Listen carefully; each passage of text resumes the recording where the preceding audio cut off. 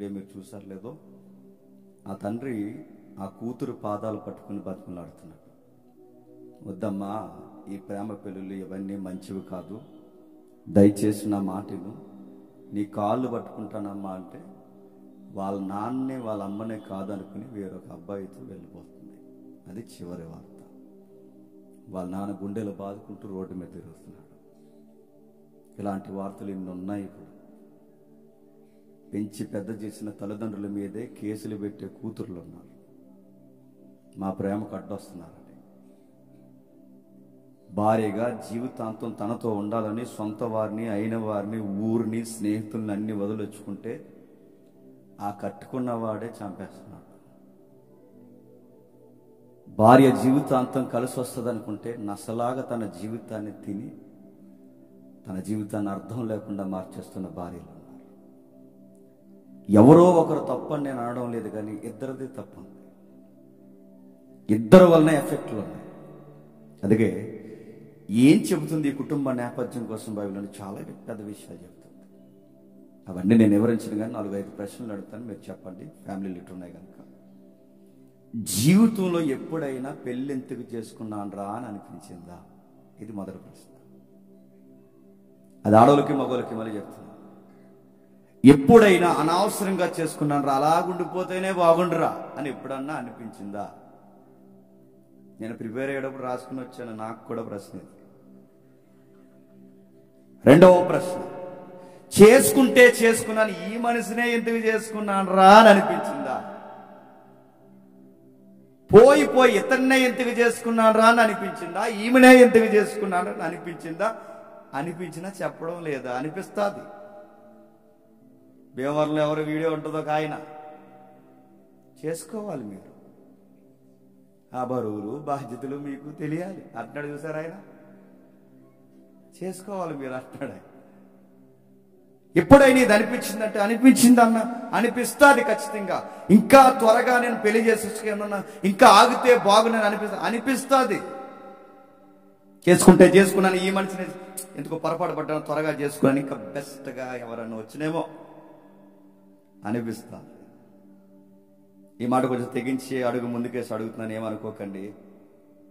ఎప్పుడైనా మీ ఇద్దరి మధ్య గొడవ జరిగినప్పుడు విడాకులు తీసుకోవాలన్న థాట్స్ మీకు వచ్చాయా? విడిపోదాం అనే మాటలు వచ్చాయా? ఉండడానికి వీలు లేదు, వీడితో నేను బతకలేకపోతాను, ఈమెతో నేను బతకలేకపోతున్నాను, ఇక విడిపోతే బెటర్ అని ఎప్పుడైనా అనిపించిందా? నాలుగవ ప్రశ్న, ఈ బతుకు బతికే కన్నా చచ్చిపోతే బెటర్ అని ఎప్పుడన్నా అనిపించిందా? ఈ సంసారంలో ఉండే కన్నా చావే మంచిదని ఎప్పుడన్నా అనిపించిందా? ఈ ప్రశ్నలకు మీ దగ్గర సమాధానాలు లేకపోతేనే మళ్ళీ చెప్తాను, మీ కుటుంబాలు కట్టుకోవడం రాదు, కుటుంబాలు నడిపించుకోవడం రాదు, కుటుంబాన్ని ఎలా చూడాలో రాదు. ఇవి చిన్న ప్రశ్నలు కాదు, ఇవి చాలా పెద్ద ప్రశ్నలు. మరొక 2 ప్రశ్నలు అడుగుతాను, చెప్పండి. నన్ను చేసుకోవడం వల్ల నా భార్య జీవితం పూర్తిగా నాశనం అయిపోయిందని ఎప్పుడైనా నీ భార్య పట్ల నీకు అనిపించిందా? అలా అనిపిస్తుంది మనకి. ఈవిని చేసుకోవడం వల్లే చెప్పండి నాశనం అయిపోయామనిపిస్తుంది. రివర్స్ అడుగుతున్నాను, నన్ను చేసుకోవడం వల్ల నా భార్య జీవితం నాశనం అయిపోయిందని ఎప్పుడన్నా నీకు అనిపించిందా? లేదా నిన్ను చేసుకోవడం వల్ల నా భర్త జీవితం నాశనం అయిపోయిందని ఎప్పుడైనా అనిపించిందా? లేకపోతే రివర్స్ అనిపిస్తుందా? ఇవి పెద్ద ప్రశ్నలే, జీవితానికి అవసరమైన ప్రశ్నలే. వీటన్నిటినీ ఎప్పుడైనా మనం ప్రశ్నించుకున్నప్పుడు ఈ ప్రశ్నలకు సమాధానం ఉన్నాయా? ఒకవేళ రాత్రి వేళ ఎప్పుడైనా నీకు జ్ఞాపకం వచ్చినప్పుడు ఆ ప్రశ్నలకు జవాబు చెప్పుకుంటున్నావా? కంగారు పడ్డాను, ఆలస్యమైంది, త్వరగా చేసేసుకున్నాను, ఈ మనిషిని ఎందుకు చేసుకున్నాను, ఏంటి పరిస్థితులని ఎప్పుడన్నా నీకు అనిపించిందా? అనిపిస్తే జాగ్రత్త, నీకోసం ఈ రోజు మాట్లాడుతున్నాడు దేవుడు, జాగ్రత్తగా విను.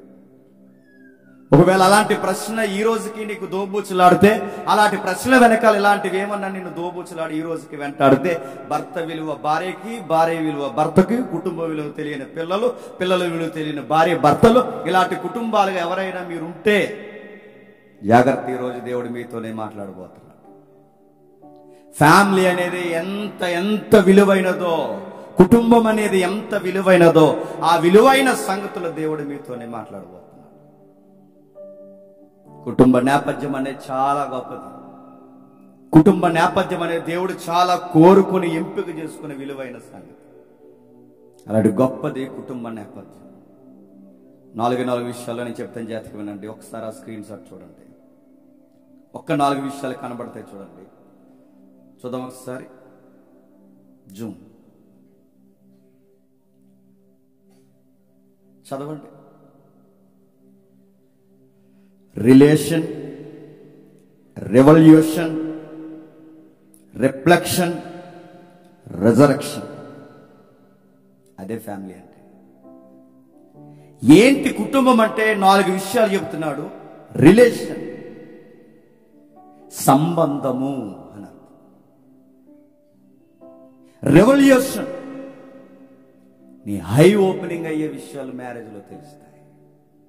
ప్రత్యక్షత, లైఫ్ అంటే ఇదిరా, ఇన్ని రోజులు ఏదో అనుకున్నాను, తిన్నాను, తిరిగాను, నచ్చినట్టు బతికాను, జీవితం అంటే కుటుంబం వచ్చాక అర్థమైందని ఒక ప్రత్యక్షత నీకు వస్తుంది. అదే నీకు కనబడేది రెవల్యూషన్. 3 చెప్తున్నాడు రిఫ్లెక్షన్. నీ నుంచి నీ భార్య నుండి, నీ నుండి నీ భార్యకి, భార్య నుండి నీకు, మీ ఇద్దరు నుండి కుటుంబానికి, కుటుంబం నుండి సమాజానికి మీరు ఒక మెసేజ్, ప్రతిబింబం. మీరు ఒక ఎగ్జాంపుల్, మీరు ఒక ఉదాహరణ. మీరు సమాజానికి ఒక నిలువెత్తు సాక్ష్యంగా, ప్రతిబింబాలుగా ఉండాలి. ఇంకేముంది? రెజరెక్షన్. ఒకరి కొరకు ఒకరు రోజుకు రోజుకు మరణించాలి. నూతనంగా ప్రతిరోజు నీ భార్య కొరకు నువ్వు పుట్టాలి. నూతనంగా నీ భర్త కొరకు నిన్ను నువ్వు మార్చుకొని చస్తూ బతుకుతూ పుట్టాలి. ఈ 4 విషయాలే కుటుంబం అంటే. అర్థమైనట్టే ఉంది. అర్థం అవ్వలేదని నాకు అర్థమైంది. అర్థమయ్యేలాగా బైబిల్లోంచి చూద్దాం ఒకసారి. రండి. ఆదికాండము 1వ అధ్యాయం. త్వరగా ఆదికాండము 1వ అధ్యాయం. చాలా జాగ్రత్తగా వినండి. ఆదికాండము 1వ అధ్యాయం 5వ వచనం చూడండి. ఆదికాండం 1వ అధ్యాయం 5వ వచనం. దేవుడు ఎలుగునకు పగలనియు చీకటికి రాత్రనియు పేర్లు పెట్టెను. అస్తమయం ఉదయం కలగొక దినమాయను. మరియు దేవుడు ఆ జలములను ఈ జలములను వేరుపరచగా దేవుడు ఆ విశాలము చేసి విశాల క్రింది జలములను ఆ ప్రకారం ఆయను. దేవుడు ఆ విశాలానికి ఆకాశం అని పేరు పెట్టిన. ఇలా చదువుకుంటూ పోతే 6 దినాలు కనబడతాయి మనకి. ఎన్ని? సృష్టి దినాలు 6 దినాలు. 6 దినాల్లో 6 రకాల విషయాలు జరిగాయి. మొదటి విషయంలో ఏం జరుగుతుంది? దేవుడు భూమిని ఆకాశముని ఎలా సృష్టించాడో చెబుతున్నాడు. ఆ చెబుతూ దేవుడు ఏమన్నాడంటే, జలముల పైన ఆత్మ అల్లాడుచుండెను, చీకటి అగాధ జలముల పైన పరిశుద్ధాత్మ అల్లాడుచుండెను. యూనివర్స్ క్రియేషన్ అనేది స్టార్ట్ అయిందట. అలా ఎప్పుడైతే స్టార్ట్ అయిందో దేవుడు అంటాడు, ఫస్ట్ డేలో దేవుడు అన్నాడు తెలుసా, వెరీ గుడ్, మంచిది. నెక్స్ట్ డే వచ్చింది, సముద్రాలు కనబడ్డాయి, విశాలం కనబడింది. దేవుడు దానిని కూర్చి దేవుడు అన్న ఏమన్నాడు తెలుసా, మంచిది. 3వ దినం వచ్చింది, గడ్డి, నేల, విత్తనాలు, ఫలభరితమైన వృక్షాలు, అభివృద్ధి బీజాలు, ఇభివృద్ధి బీజాలు. అంటే ఈ మన బాటనీలో మాట్లాడుకునేవి. గడ్డి, తమలో విత్తనాలు, బయట వచ్చే విత్తనాలు, చెట్లలో, గడ్లలో ఇలాంటి అభివృద్ధి కార్యక్రమాలు చూసిన తర్వాత దేవుడు అంటాడు 3వ దినాన్ని మంచిది, వెరీ గుడ్. ఫస్ట్ దినం మంచిది అన్నాడు, 2వ దినాన్ని మంచిది అన్నాడు, 3వ దినాన్ని మంచిది అన్నాడు, 4వ దినాన్ని సూర్య చంద్ర నక్షత్రాలను కలగజేసి కాలములను సమయములను వాటిని నియమిస్తున్నప్పుడు దేవుడు వాటి అంతటినీ చూసి దేవుడు అన్నాడు మంచిది, నచ్చింది యూనివర్స్. ఇంకా మాట్లాడాడు. ఇంకేం మాట్లాడుతూ అన్నాడు నక్షత్ర రాశులు మాట్లాడిన దేవుడు 5వ దినాన్న భూజంతువులను, ఆకాశ పక్షులను అన్నిటినీ పుట్టించిన తర్వాత దేవుడు అన్నాడు మంచిది. 6 దినాలు మంచిది మంచిది మంచిది మంచిది మంచిది. ఆది కాండంలో 6 దినాలు మంచిది మంచిది మంచిది. బట్ ఒకటి మంచిగా లేదండి, నరుడు ఒంటరిగా ఉండుట మంచిది కాదు. అన్నీ మంచిదన్న దేవుడు సృష్టిలో ఆయనకి మంచిగా కనబడింది ఏంటో తెలుసా? నరుడు ఒంటరిగా ఉండడం మంచిది. రిలేషన్ అనే దానికి దేవుడు పునాది వేస్తున్నాడు చూడండి. సంబంధం అనేది ఎంత గొప్పదో దేవుడు పునాది వేస్తున్నాడు చూడండి. సృష్టిలో బంధం అనేది ఎంత విలువైందో చెబుతున్నాడు చూడండి. మొదటి దినం మంచిదన్నాడు, రెండవ దినం మంచిదన్నాడు, 3, 4, 5, 6 దినాలు మంచివని 6వ దినాన మంచిని చేసిన దేవుడు అంటున్నాడు, ఈడు ఇలా ఉండడం మంచిది కాదు. జంతువును చూశాడు, పక్షులను చూశాడు, అన్నిటినీ చూశాడు. నరుడు ఒంటరిగా ఉండడం మంచిది కాదు. దేవుడు వెంటనే నిర్ణయించుకున్నాడు, వాడికి మ్యారేజ్ చేశాడు, వివాహం జరిగించన్నాడు. ఇప్పుడు సృష్టి మంచిది. ఇంత పెద్ద గడ్డి, ఇంత పెద్ద వృక్షాలు, ఇంత పెద్ద విశ్వము, ఇంత పెద్ద సమాజము, ఇంత పెద్ద వ్యవస్థ, జంతుజాలము, రకరకాల వ్యవస్థలు ప్రారంభమైతే ఇంత పెద్ద విశ్వానికి దేవుడికి లోపంగా కనబడుతుంది. నరుడు ఒంటరిగా ఉండడం మంచిది కాదని. అయితే ఆ లోపాన్ని భర్తీ చేసింది ఏంటో తెలుసా? మ్యారేజ్, వివాహం, పెళ్లి. ఆ విషయాన్ని, పెళ్లి అనేది సృష్టికే సౌందర్యం. అందుకే మన సాంగ్లో వస్తుంది, సృష్టిలోనే సౌందర్యమైనది నువ్వు పెట్టిన వివాహ వ్యవస్థ. మ్యారేజ్ అనేది లేకపోతే నేచర్కి బ్యూటీ లేదట. గమనించండి. వివాహం అనేది లేకపోతే ప్రకృతికి అందం లేదట. నువ్వేమనుకుంటావు, ప్రకృతి అందంగా ఉందని దాంతో సెల్ఫీలు తీస్తావు. దేవుడు ఏమన్నాడు తెలుసా? రే, నువ్వు దాంపత్య జీవితం లేకపోతే సృష్టికే అందం లేదన్నాడు దేవుడు. మేఘాలు బాగున్నాయి, గట్టులు బాగున్నాయి, పిట్టలు బాగున్నాయి, చెట్లు బాగున్నాయి, నదులు బాగున్నాయి కాదు. దేవుడు అన్నాడు, మీరిద్దరు కలిసి బతికితే బాగుంటుంది. అది కొండల కన్నా గొప్పగుంటుంది, నదీ పరివాహక ప్రాంతాల కన్నా గొప్పగుంటుంది. అందమైన మేఘాల కన్నా దాంపత్య జీవితం వీటన్నిటికన్నా అందమైంది. బంధాన్ని దేవుడు ప్రారంభిస్తుంది. ఇదిగో, నువ్వు ఒంటరిగా ఉండకూడదు, నీకు ఒక గొప్ప బాధ్యత ఇస్తున్నాడు. ఎంత బాధ్యత తెలుసా? సృష్టి నిర్మాణాన్ని బాగా వినండి. సృష్టి నిర్మాణం 6 మొదటి దినం, 2వ దినం, 3వ దినం, 4వ దినం, 5వ దినం, 6వ దినం. సృష్టి బాగా వినండి. సృష్టిని దేవుడు చేసిన తర్వాత ఈ కార్యక్రమాన్ని దేవుడు ఎలాగా ఆపేశాడండి? చెప్పాలి. సృష్టి నిర్మాణం అంటే ఈ ప్రాజెక్ట్ ని ఎలా ఎండ్ చేశాడు, ఎలాగ ఆపాడు? సృష్టి నిర్మాణాన్ని ఎలా ముగించాడో తెలుసా? మ్యారేజ్ చేసి ముగించాడు. ఫుల్ఫిల్ అన్నాడు. ఇంత పెద్ద సృష్టి నిర్మాణాన్ని దేవుడు ముగింపు ఎలా పలికాడు? సృష్టికి ముగింపు ఎలా పలికాడండి? వివాహం చేసిన తర్వాత సంపూర్ణమైందన్న. ఆశ్చర్యకరమైన విషయం ఏంటో తెలుసా? సృష్టి ఆయన చేసి వివాహముతో ఆయన సృష్టిని సంపూర్తి చేసి ముగిస్తే మరొక సృష్టి నిర్మాణాన్ని ఎవరి చేతుల్లో పెట్టాడో తెలుసా? భార్య భర్తల చేతుల్లో పెట్టాడు. దాన్నే ప్రోక్రియేషన్ అన్నారు. అంటే ఆయన చేసిన సృష్టికి కొనసాగింపు చేసే సృష్టికర్తలు ఎవరో తెలుసా? మనమే. ఆయన చేసిన సృష్టికి ఆ సృష్టి కొనసాగింపు, జనరేషన్ కొనసాగింపు అంటే మిగిలిన సంతాన ఉత్పత్తి కార్యక్రమం, ఈ సృష్టి కార్యక్రమం ఎవరి చేతుల్లో పెట్టాడో తెలుసా? భార్య భర్తల చేతుల్లో. అందుకే సృష్టి కార్యక్రమం చేసి అక్కడ ముగిస్తే కొనసాగింపు దేవుడు భార్య భర్తల చేతుల్లో పెట్టాడు. ఎంత ఆశ్చర్యం అండి! మనుషుడు కలిస్తే మరొక మనిషి పుట్టడం ఏంటి? మనిషి నుంచి మరొక మనిషి రావడం ఏంటి? ఎంతకుంటుందండి?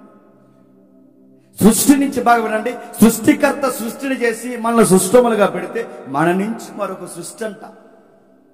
ఎప్పుడన్నా పిల్లల్ని అలా చూడండి, నిద్రపోయినప్పుడు. మా పాపని నేను చూస్తాను, మీరు చూస్తారు లేదు, చూడండి. 2 ఫేసులు కనబడతాయండి వాళ్ళలో. అటు అమ్మలాగా కనబడుతుంటారు, వాటి నాన్నలాగా కనబడుతుంటారు. గాడ్ క్రియేషన్ ఏంటి చెప్పనండి? విచిత్రంగా ఉంటుంది. అమ్మ నాన్న ఇద్దరు కలిసి ఒక ప్రతిబింబాన్ని దేవుడికి తయారు చేసి అలా ఇస్తాడండి. ఎంత బ్యూటిఫుల్గా ఉంటుందో, ఎంత ఆశ్చర్యంగా ఉంటుందో. ఆ బిడ్డను చూస్తుంటే అన్ని రకాలంటే తల్లిగా కనబడుతుంటది, తండ్రిగా కనబడుతుంటది. అంటే దేవుడు సృష్టిని నీ ద్వారా కొనసాగిస్తున్నాడు. బంధం, భార్య ఒక బంధం, భర్త ఒక బంధం, పిల్లల ఒక బంధం, ఆశ్చర్యకరమైన బంధం. ఇలాంటి బంధంలో దేవుడు ఏమన్నాడు తెలుసా? నువ్వు స్త్రీగా ఉండు, నువ్వు పురుషుడిగా ఉండు. కానీ చాలా మంది ఏమనుకుంటున్నారు తెలుసా? స్త్రీగా పురుషుడిగా ఉండంటే స్త్రీలు అన్నారట మొగోలుగా పుడితే బాగుండు అన్నారట. ఈ మధ్య కొంతమంది అదో రకములు తయారైపోయారు. ఆడి చీర కట్టుకోవాలనిపిస్తుంది ఏటో మరి. ఆడ ఆడోళ్ళ బట్టలు వేసుకుంటున్నాడు, రకరకాల పని చేస్తున్నాడు, ఈడేటర్ ఇలాగైపోయాడంటే ఆడు ఫీల్ అయిపోతున్నాడు. అనవసరంగా మగోడుగా పుట్టాను, ఆడపిల్లగా పుడితే బాగుంది. ఇంటర్వ్యూలు మళ్ళీ ఆడికి ఎవడన్నా అడగండి, ఆడికి మళ్ళీ ఇంటర్వ్యూ. దరిద్రం ఏడు చెప్పినా దేవుడి సృష్టిలో నువ్వు ఆడపిల్లగా ఉండాలన్నది దేవుని యొక్క చిత్తం, నువ్వు మగపిల్లోడుగా ఉండాలన్నది దేవుడి చిత్తం. ఆ జెండర్కే పేరు పెడతావంటే నువ్వు ఎవరికి లోపం చూపిస్తున్నావు తెలుసా? దేవుడికి లోపం చూపిస్తావు. అది కానీ చదివినప్పుడు మీరు చదవండి. దేవుడు తన స్వరూపమందు స్త్రీనిగాను పురుషునిగాను, స్త్రీనిగాను పురుషుడిగాను, దేవుడు తన స్వరూపమందు స్త్రీనిగాను పురుషుడిగాను చేశాడు. స్త్రీ అంటే నువ్వు దేవుని స్వరూపం స్త్రీవైనా, నువ్వు దేవుని స్వరూపం పురుషుడివైనా, మీరు సాక్షాత్తు దేవుని స్వరూపం. మీరు ఎలా ఉండాలని, మీ రంగు ఎలా ఉండాలని, మీ ఎత్తు ఎలా ఉండాలని, మీ అందం ఎలా ఉండాలి, మీ పల్లవరస ఎలా ఉండాలి, మీ కళ్ళు ఎలా ఉండాలని, మీ ముఖ్యంత ఉండాలని, ఇదంతా కోరికను డిజైన్ చేసుకున్నది ఎవరో తెలుసా? దేవుడు. గుర్తుపెట్టు. తనలా చూడాలనుకున్నాడు, తన గుణగణాలతో చూడాలనుకున్నాడు. అలాంటి నిర్మాణాన్ని నువ్వు పేరు పెట్టుకుంటున్నావంటే నేనేమన్నా.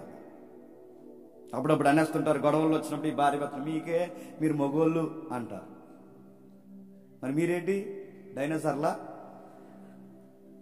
మీకే మొగోళ్ళు అంటే మొగోడు ఎంత విలువైనోడో గుర్తుపెట్టుకోండి.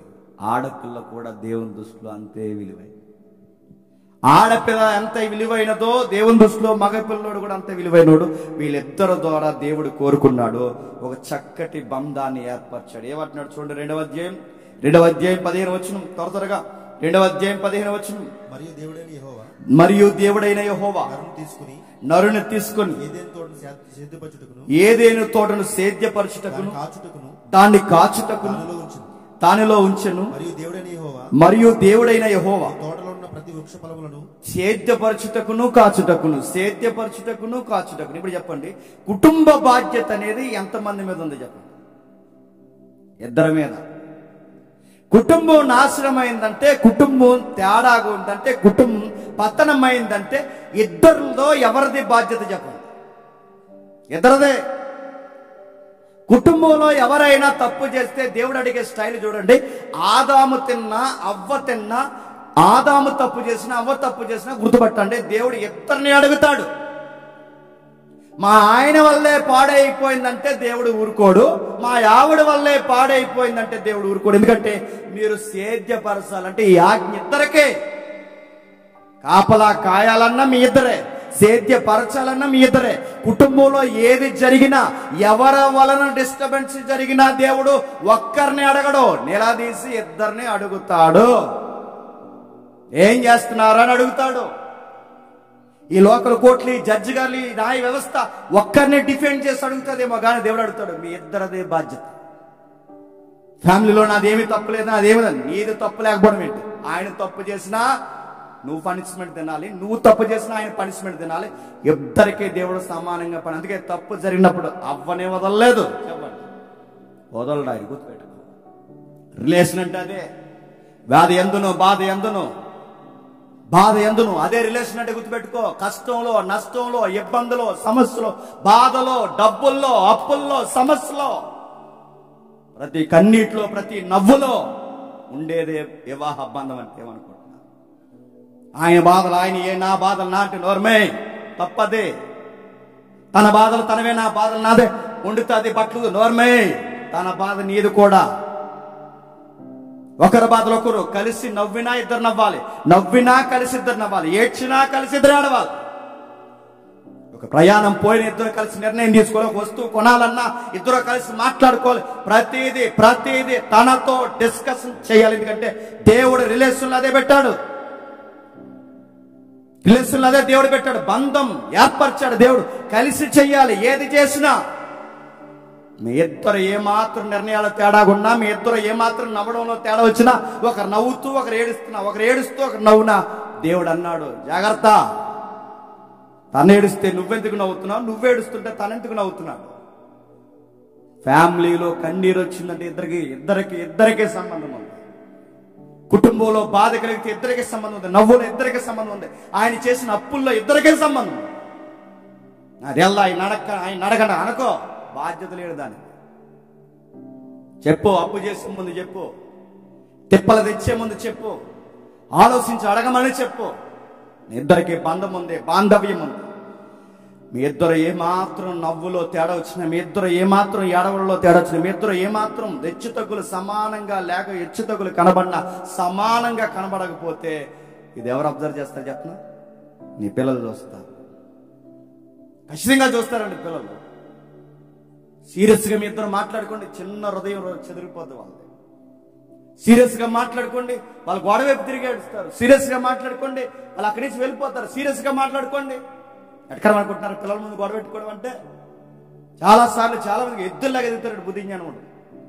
వాళ్ళ ముందు గొడవ పెట్టుకుంటారు, వాళ్ళ ముందు అరుచుకుంటారు. నోర్మే బయటికి పో, ఆ బాత్రూమ్ పోయి కొట్టుకోండి ఇద్దరు, లోపల పో. ఆ పిల్లలు ఎదిగే పిల్లలు ఉన్నారు. మీరు ఎలాగ కొట్టుకుని తట్టుకొని మీరు ఇలాంటి మాటలు మాట్లాడుకుంటే ఏమనుకుంటారు వాళ్ళు? ఒక బ్యాడ్ ఎగ్జాంపుల్ చూపిస్తా. ఒక బ్యాడ్ ఎగ్జాంపుల్ ఏంటి చెప్పిన?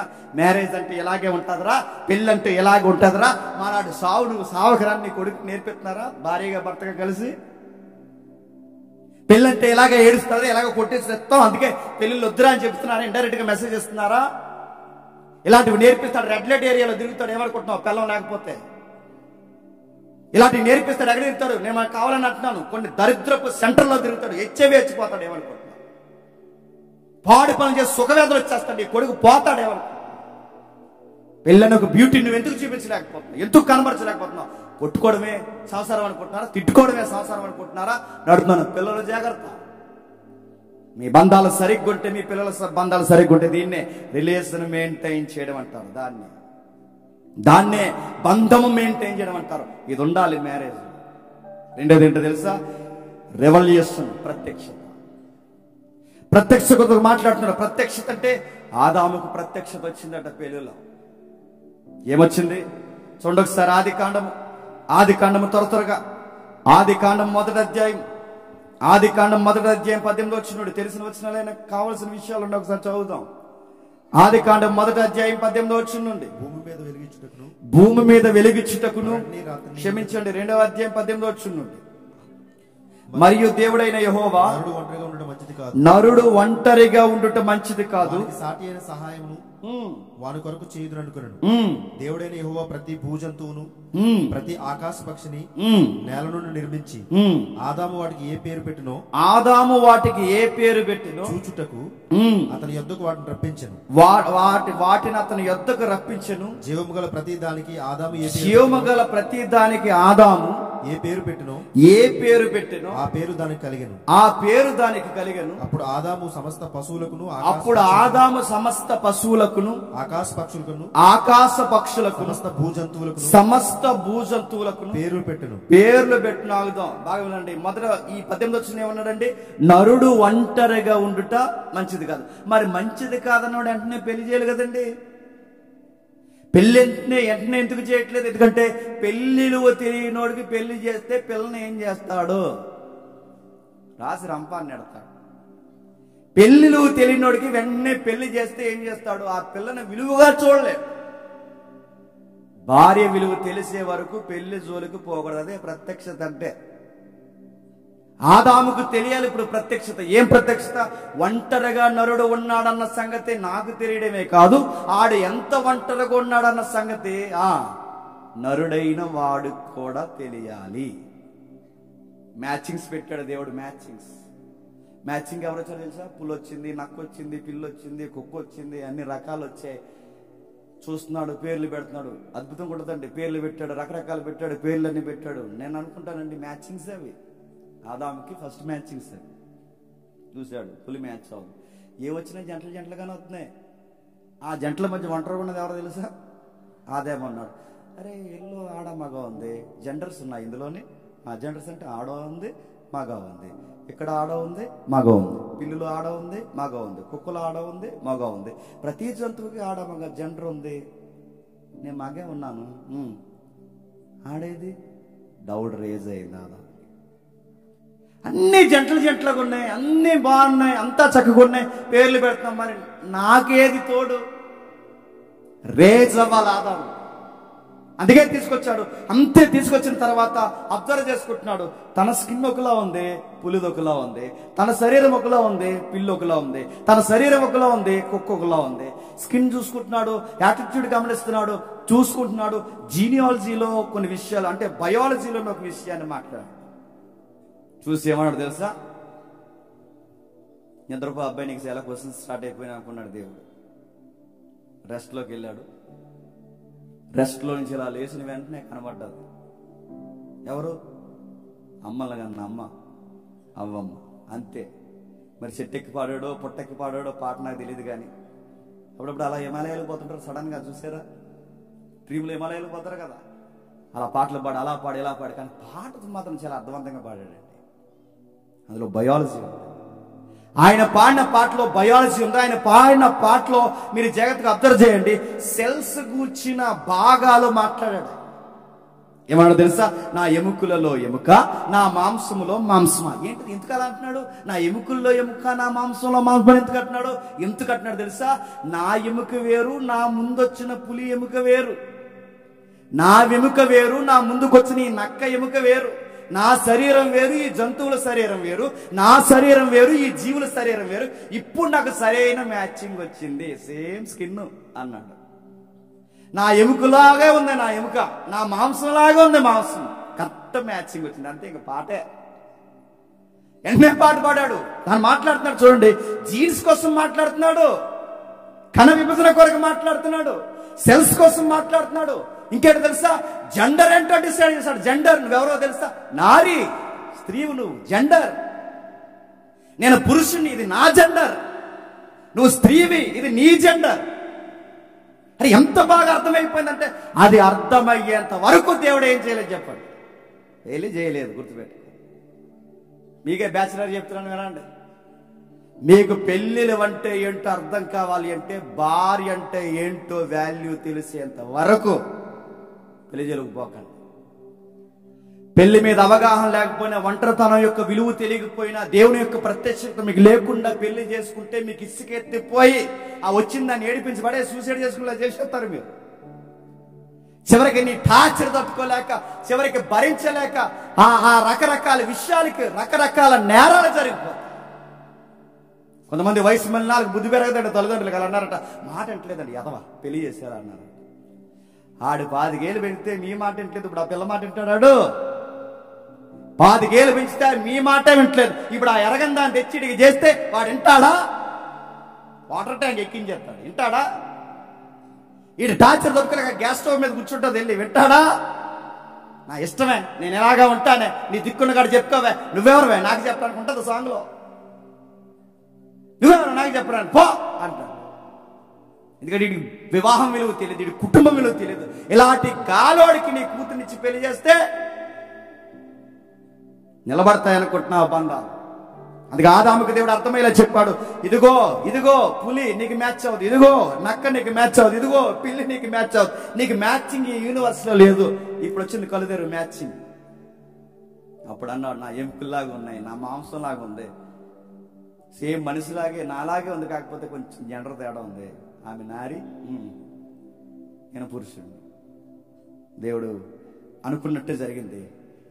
ఏంట్రా అబ్బాయి, ఇన్ని రోజులు ఒంటరిగా ఉన్న నా జీవితానికి దేవుడు ఒక తోడు పంపించాడని తనకు అర్థమైంది. ఆ కథలో క్షమించండి, ఆ కథాంశంలో జాగ్రత్తగా మనం చూడగలిగితే, ఆదాము నిద్రపోయి లేచిన తర్వాత అవ్వ కనబడిన వెంటనే పాటలు పాడాడు. ఫ్యామిలీ కూర్చున్నాక సరదాగా కోసం అడుగుతుందని ఏమనుకోకండి.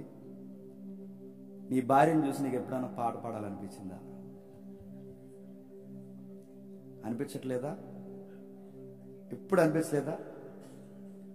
అయితే మరి ఏం చూస్తే అనిపిస్తుంది చెప్పండి. అరే నీ వైఫ్ని చూస్తే నీకు పాట పాడాలని అనిపించలేదు, నువ్వు చాలా తేడాగా ఉన్నావు, గుర్తుపెట్టుకో. నీకు ఆవిడ ఎలా కనబడుతుంది? నీ హీరోయిన్ ఆవిడ. నీకు ఆవిడ చూస్తే పాట పాడాలనిపించలేదా? నిన్నే పక్కన కూర్చొని చూడు. అదే కూర్చోమన్నాను. అమ్మాయి మిమ్మల్ని అడుగుతున్నాను, ఎప్పుడైనా అబ్బాయి మిమ్మల్ని చూసి పాట పాడా? పక్కనుంటే పోయా అంటున్నాడా? నడుతున్న నీ రిలేషన్లో మన తండ్రిని చూడు, ఆదాము తన భార్య కళ్ళ ముందుకు వచ్చినట్టు ఎంత సంతోషంగా పాట పాడుతున్నాడండి. నారివి, నా మాంసానివి, నా ఎముకవి, ప్రభు దీన్ని స్థిరపరచాడు తెలుసా? మీరు ఒక్క శరీరం కాదు, ఏకశరీరం, సేమ్ అన్నాడు. మీరు ఒకే శరీరం, ఒకే మనుషులు, ఒక్కటే. ఆదాము తన భార్యను చూసినట్టునే ఎంతగా బయటిగ్గా మాట్లాడుతున్నాడు. ఎప్పుడైనా నీ భార్యని పొగిడావా? ఈ పాట రాస్తున్నప్పుడు నాకు జతగా ఈ లాయర్ కూర్చున్నాడు, లాయర్ శేఖర్ ఎక్కడున్నాడు? కూర్చున్నప్పుడు ఒరే యవనస్తుల్లో నుంచి మ్యారేజ్లోకి తీసుకెళ్ళి మన మెసేజ్ ఇది కాన్సెప్ట్, ఇలా రాద్దాం పాట అంటే మంచి పొయిటిక్గా ఉండే కొంచెం పదాలు ఎవరైనా చూడరు, చక్కగా ఎక్కిద్దాం దీనంటే ఆడ ఏకంగా ఏంటి చెప్తున్నా, నక్షత్రంలో ఉన్నావు, చంద్రుల్లో ఉన్నావు. నాకు డౌట్ వచ్చాడు, మరి ఎప్పుడన్నా మీ ఆవిడ చెప్పేవన్నీ నేను అడిగాను. ఇప్పుడు ఇలా అవుతున్నాయి, నీకు ఎలా అవుతున్నాయిరా? తర్వాత సుధాకర్ వచ్చాడు, ఎప్పుడన్నా మీ ఆవిడ చెప్పేది ఇలాగా అడుగుతున్నా. చెప్తాను నాగా వాళ్ళు ఇద్దరికన్నా ఎంత కవిత్వాలు ఎక్కడి నుంచో తెస్తున్నారు. ఎప్పుడన్నా వాళ్ళకి చెప్పారా? నేను అడుగుతున్నాను ఎటకరంగా సీరియస్గా, నీ భార్యను పొగుడు, నీ భార్యను పొగుడు. ఎందుకంటే మనం ప్రపంచంలో పొగిడితే పొగడదగ్గ వ్యక్తులు మన లైఫ్లో ఇంపార్టెంట్ పర్సన్స్ ఎవరైనా ఉన్నారంటే నన్ను నమ్మొచ్చిన భార్య. నేను తన్న పొగడపోతే ఇంకెవరిని పొగడ. బుజ్జి అంటావో, బజ్జీ అంటావో, బంగాళదుంప అంటావో, నువ్వేమంటావు అనబ్బా, నీ భార్యను నువ్వెంత ప్రేమిస్తున్నా, సీరియస్గా చెప్తున్నా, ఎటకారం తీసుకుంటున్నారు, నేను సీరియస్గా చెప్తున్నాను. నీ భార్యను ఎంత పొగిడితే దేవుడు అంత ఆనందిస్తాడు మిమ్మల్ని చూసి, తెలుసా? అలా ఉండండి రా అనుకుంటాడు. అలాగే ఉండండి. నీ భార్య నువ్వు ఎంత పొగిడితే దేవుడు అంత ఆనందపడతాడు. పొగుడు, తన్న పొగడపోతే ఇంకెవరిని పొగుడుతావు? కానీ తను పొగుడుతాడా? నువ్వొచ్చాక మా కొంప ఎలా తయారైందంట. నువ్వొచ్చాకే, అంతకుముందు మేము బాగానే ఉండవు, వచ్చావు తగలడ్డావు, ఎట్టావు భూతంలాగా కొంపలో అడుగు. ఇవన్నీ దేవుడు చూస్తాడు తెలుసా? నీ భార్యను ఏమంటున్నావో చూస్తాడు, ఏమంటున్నావో చూస్తాడు. అందుకేనండి ఈ వాక్యపు భయం ఉంటే, ఇది మీకు అర్థమైతే, నీ భార్య నువ్వు పొగట్లేదన్న విషయం నీకు అర్థమైతే, తనని గౌరవించట్లేదన్న విషయం నీకు అర్థమైతే, అలా తిరిగి ఇలా తిరిగి నేను అడుగుతున్నాను, సిగ్గు లేకుండా ఏదో టైంలో సరదాగా సారీ అని చెప్పండి. దేవుని దృష్టికి మంచిది అది. నిజంగా చెప్తున్నాను, దేవుని దృష్టికి మంచిది అది. క్షమాపణ అడగండి. ఎందుకంటే ఆమె నీ పార్ట్నర్, నేను నమ్ముకుని వచ్చింది, నాకు క్షమాపణ చెప్పు, సారీ అని చెప్పు. ఎందుకంటే నీ భార్యని దేవుడు నమ్మించాడు. నీ లైఫ్లో ఎవరైనా విలువైన వ్యక్తులు, నీ లైఫ్లో ఎవరైనా బ్యూటిఫుల్ పర్సన్, నీ లైఫ్లో అందమైన సొగసైన సౌందర్యం కలిగిన ఎవరైనా ఉన్నారంటే నీ భార్య, నీ భార్య, నీ భార్య అంతే. ఈ మాట ఈ జనరేషన్ సరిపోయినట్టు వాడుతున్నాను ఏమనుకోకండి. నీ లైఫ్లో హీరోయిన్ ఎవరైనా ఉందంటే నీ భార్య అంతే. ఐశ్వర్య వచ్చి ఎదురుగా నిలబడినా నీకు మీ ఆవిడే నచ్చాలి, గుర్తుపెట్టుకో. అంతే, దేవుడే ఏర్పరిచిన బంధం అంతే. ప్రపంచ అందగత్తులు, సుందరులు అందరూ వచ్చి మిస్ యూనివర్స్, ఆ యూనివర్స్, ఇండియన్ యూనివర్స్లో ఉన్నారు కదండి, జిల్లా యూనివర్స్ కూడా వచ్చేసారు ఈ మధ్య. మిస్ యూనివర్స్ ఇండియా, జిల్లా, రాష్ట్రం ఏవైతే ఉన్నావో ఎంతమంది ఈ మిస్ యూనివర్స్ వచ్చి నిలబడినా, నా లైఫ్లో ఒకే ఒక యూనివర్స్లో ఉన్న ఒకే ఒక్క హీరోయిన్ ఎవరు చెప్పండి? నా భార్య. మీరు ఏ ఫీల్ అనుకుంటున్నా తెలియదు, కానీ భార్యని అలా ఊహించుకుంటే చెప్తున్నాను, దేవుడు చాలా ఆనందిస్తాడు నేను మళ్ళీ. ఎందుకంటే నువ్వు భార్యను ప్రేమించాలి, నీ భార్యను ప్రేమించాలి, నువ్వు నా భార్యని ప్రేమించాలి. దరిద్రం వేడి చెప్తున్నా, భార్యను ప్రేమించాడు. ఆడెవడో పిల్లిని ప్రేమింటున్నాడు, పిల్లిని. నాకు మా ఆవిడ కన్నా పిల్లి అంటే ఇష్టమేనండి అన్నాడు. ఎవరో ఒక ఆయన బాధపడుతూ చెప్పాడు, వాళ్ళ ఇంటికి వెళ్ళారట, చూసారు లేదో సోషల్ మీడియాలో వీడియో. వాళ్ళ ఇంటికి వెళ్ళిన వెంటనే చూడండి రిలేషన్ బంధాలు ఎలా కోల్పోతున్నారు. వాళ్ళ ఇంటికి వెళ్ళిన వెంటనే పిల్లి వచ్చిందంటే, ఏ ఇలారా బుజ్జి ఇలారా అన్నాడు. బుజ్జి అంటే ఆడే పిల్లే ఇలా వచ్చింది. అంకుల్ వచ్చాడు చూడు అన్నాడట. ఎవరు ఇడు? దీనికి కూడా దేనికి జీవితం పిల్లి కంకులు నేడు అనుకున్నాడు ఆడు. పిల్లి కంకున్నాడు, పిల్లి కంకుల కుక్కల కంకులమా? ఎవరిని ప్రేమించాలి నువ్వు? పిల్లుల్ని కుక్కల్ని కాదురా అయ్యా ప్రేమించాల్సింది, చెప్పు. భార్యను ప్రేమించు. ఆ పిల్లిని పిలిచి అన్నాడట, ఎవరు వచ్చారో చూడు, అంకుల్ వచ్చాడు అన్నాడట. దానికి అంకులేదు, ఆడు అక్కడికే చచ్చిపోవాలనిపించింది దానికి. కొంతమంది కుక్క పిల్లలతో పిల్లి పిల్లలు చెప్తాడు, చూడు అన్నయ్య వచ్చాడు, చూడు అన్నయ్య. ఎవరికి అన్నయ్య? నేను కుక్కకి అన్నయ్యనా నేను?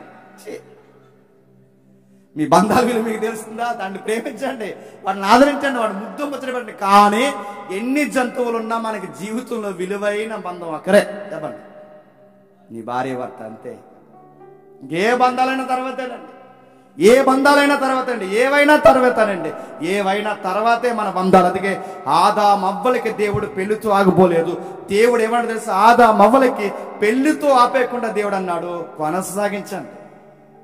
నా సంకల్పం ఒకటి ఉంది, మీరు ఒంటరిగా ఉండకూడదు, ఈ భూమిని నిండించండి. నేను ఎందుకు పెళ్లి చేయాలనుకున్నానంటే, ఆదాము నువ్వెందుకు ఒంటరిగా ఉండకూడదు అనుకుంటే, ఆదాము ఈ భూమిని మనుషులతో నింపాలి, ఇది నా చిత్తం, అందుకే పెళ్లి. ఇది నా చిత్తం, అందుకే మీకు పెళ్లి చేస్తున్నాను. ఇదిగో ఇది నా చిత్తమే కాదు, మీ చిత్తం అని కూడా భరించాలి. బైబిల్లో మరొక పదం వాడాడు ఇద్దరికి, సాటైన సహాయం. సాటైన సహాయం. సాటైన సహాయం అంటే ఎందులో సాటైన సహాయం అండి? సీరియస్ గా వినండి. ఎందులో సాటైన సహాయం? అప్పులలో కూడా సాటైన సహాయమే, బాధల్లో కూడా సాటైన సహాయమే, జబ్బులలో కూడా బాధైన సహాయమే, పండగలో కూడా సాటైన సహాయమే, కష్టంలో కూడా సాటైన సహాయమే. ప్రతి విషయంలో నాతో ఉండే ఒకే ఒక్క పర్సన్ నా భార్య భర్త మాత్రమే.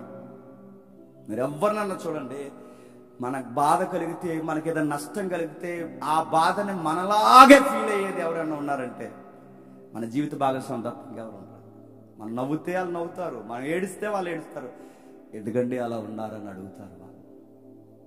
అర్థం చేసుకున్న భార్య అయినా, అర్థం చేసుకున్న భర్త అయినా మనం నవ్వుతే నవ్వుతారు. అందుకే సాటైన సహాయాలుగా ఒకరికొకరు ఉండాలంటే ఎక్కడెక్కడ సాటైన సహాయం? అప్పులైనా, బాధలైనా, కష్టంలైనా, జబ్బులైనా, పండుగలైనా, పబ్బులైనా, నష్టాలు, కష్టాలు, ఎందులైనా, చివరికి జరిగిన తప్పుల్లోనైనా ఇద్దరికి సమానమైన సహాయకులే. అంతే.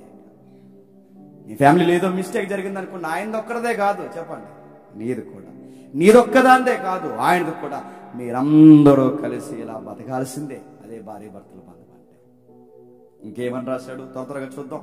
ఎఫెసీయులకు రాసిన పత్రిక, ఎఫెసీయులకు రాసిన పత్రిక, త్వరగా ఎఫెసీయులకు రాసిన పత్రిక 5వ అధ్యాయం, ఎఫెసీయులకు రాసిన పత్రిక 5వ అధ్యాయం 22వ వచనం చూడండి.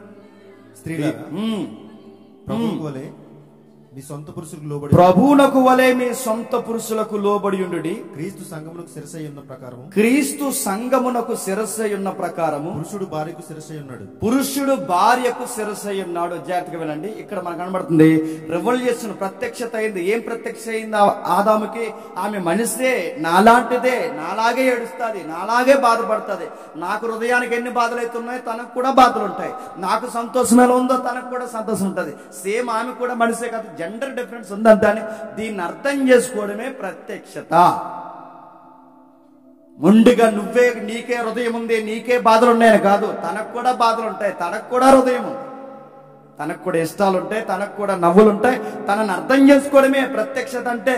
మ్యారేజ్ లో ప్రత్యక్షత అంటే తనని అర్థం చేసుకోవాలి. ఎందుకు అలా ఉంటుంది, ఎందుకు అలా మాట్లాడుతుంది, ఇవన్నీ అర్థం చేసుకోలేదు, ఇవన్నీ తెలియట్లేదు. ఈరోజు రకరకాల విషయాల్లో, రకరకాల కోణాల్లో, రకరకాల విషయాల్లో ఒకరినొకరు అపార్థం చేసుకుంటున్నారు. ఇదిగో ఒక జోక్ చూస్తాను, ఇందాక సత్య గారు పంపించారు నాకు. సరిగ్గా ఎలక్షన్ టైంలో వచ్చింది అనుకుంటాను ఈ జోక్. స్క్రీన్ మీద వేద్దును, కాకపోతే అది చూడడానికి బాగాలేదని నేను వేయట్లేదు. ఎలక్షన్ టైంలో భర్త సీరియస్గా ఆలోచిస్తూ అయ్యోపు తిరిగి పడుకున్నాడు. ఇలాగా ఈవిడ అయ్యోపు తిరిగి పడుకుని ఇలా లుక్ వేసింది. ఏడు తేడా ఉన్నాడు ఇలా అనుకుని ఒక మాట రాశారు, డౌట్ లేదు, వీడి ఖచ్చితంగా వేరే అమ్మాయితో లేదా అయ్యపు ఎందుకు తిరుగుతున్నాడు ఈ మధ్య అన్న. ఎందుకు ఆడెందుకు అయ్యపు తిరిగాడంటే ఆ పార్టీ వాళ్ళు 3 ఏళ్ళు ఇచ్చారు, వీళ్ళు 4 ఏళ్ళు ఇచ్చారు, ఏంటి సంగతి అని ఆడ ఆలోచిస్తున్నారు. కానీ ఈవిడేం ఆలోచిస్తుంది, తేడా కొన్నాడు ఈ మధ్య. చూసారు, అర్థం చేసుకోవడం కన్నా చెప్పండి అపార్థం ఎక్కువ. ప్రేమ ఉండొచ్చు, బంధం ఉండొచ్చు. ఇక్కడ ఒక మాట ఉందో చూడండి, నీ సొంత పురుషుడు. నీ సొంత పురుషుడు ఎవరట? నీ భర్త. చెప్పండి, నీ సొంత పురుషుడు, నీ భర్త నీ సొంత పురుషుడు, నీ సొంతం. అంతే. ఆవిడ ఎందుకు అలా ఆలోచిస్తుందంటే నీవు ఆమె సొంతం, ఆమె ఆస్తి నువ్వు. ఆమె ఆస్తి కోసం ఆమె ఆలోచించకపోతే ఇంకొక ఆవిడ ఆలోచిస్తే బాగోదు. ఆవిడే ఆలోచించాలి. అందుకే సొంత ఆస్తిగా ఫీల్ అయింది కనుకే టెన్షన్ అవుతుంటుంది. ఏంటి ఇలా ఉంటున్నాడు అనుకుంటుంది, ఆలోచిస్తుంటుంది. ఈ మధ్య నువ్వు తేడాగా ఉన్నావు, ఆలస్యంగా వస్తున్నావు, పట్టించుకోవడం మానేసావు, ప్రేమలో తేడా వచ్చింది, అడుగుతుంటుంది. ఎందుకు? తన ఆస్తి. నువ్వెవరైనా నన్ను అడగడానికి అనకూడదు. బైబిల్ ఏమని రాసింది తెలుసా? నువ్వెవరైనా నన్ను అడగడానికి కాదు, ఆమె అడుగుతుంది. ఎందుకంటే నేను నాకు కాదు సొంతం. చెప్పండి, నేను నా భార్యకు సొంతం. నా భార్య తనకు తాను సొంతం కాదు. చెప్పండి, ఆమె నాకు సొంతం. తన శరీరం మీద తనకు అధికారం లేదు, నా శరీరం మీద నాకు అధికారం లేదు. ఇది ఒకరికి ఒకరు కలిసి జరిగించాల్సిన భార్య భర్తల ధర్మం. మ్యారేజ్ అంటే దేవుడు ఏం చెప్తున్నాడు? ఇదిగో ఇన్ని విషయాలు రాస్తున్నాడు, ఇన్ని సంగతులు ముడిపెట్టి రాస్తున్నాడు. మరో విషయం రాస్తున్నాడు చూడండి. మీ పురుషులు మీ సొంతమని, మీ సొత్తని ఆలోచించడం చెప్తున్నాడు. ఒకరికి ఒకరు సొత్తు, ఒకరికి ఒకరు బాధ్యత, ఒకరికొకరు కలిసి బతకాల్సిన జీవితం. ఇవేమీ తెలియకుండా మ్యారేజ్లో ఇటీవల కాలంలో జరుగుతున్నది తెలుసా? ఇదిగో ఈ రెవల్యూషన్ లేదు, ఈ రిలేషన్షిప్ లేదు, చివరికి రెజరెక్షన్ అర్థం చేసుకునే తత్వం లేదు. రెజరెక్షన్ అంటే పునరుద్ధానం అండి. అది ఫ్యామిలీలో ఎలా వర్తిస్తుంది అంటే, ప్రతిదినం నా ఆహాన్ని, ప్రతిదినం నా పొగర్ని, ప్రతిదినం నన్ను నేను చంపుకుంటే గాని నా భార్యతో తినంగా నేను కాపురం చేయను. ప్రతిరోజు నన్ను నేను తగ్గించుకుంటే గాని, నన్ను నేను చంపుకుంటే గాని నా భార్యతో నేను జీవితం గడపలేను. నేను ప్రతిరోజు నా ఆహాన్ని, నా పొగర్ని చంపుకోవాలి, మళ్ళీ నూతనంగా పుట్టాలి. ఏమీ ఎరగనట్టు వచ్చి సర్లే జరిగింది ఏదో జరిగిందని అనాలి. అలా నూతనంగా మళ్ళీ తనతోనే కలవకపోతే ఆ బంధము నిలబడదు. దాన్నే రెవల్యూషన్, దాన్నే రిజరెక్షన్ అన్నారు. పునరుద్ధానానికి అర్థం ఏంటంటే, ఇదిగో నా భార్య కొరకు నేను తాను, తన కొరకు నన్ను నేను అప్పగించుకుంటున్నాను. 32వ వచనం అదే చూడు, త్వరగా ముగిద్దాం. 32వ వచనంలో 5వ అధ్యాయం 32వ వచనం, ఈ మర్మము గొప్పది, అయితే నేను క్రీస్తును గూర్చియు సంఘమును గూర్చియు చెప్పుచున్నాను.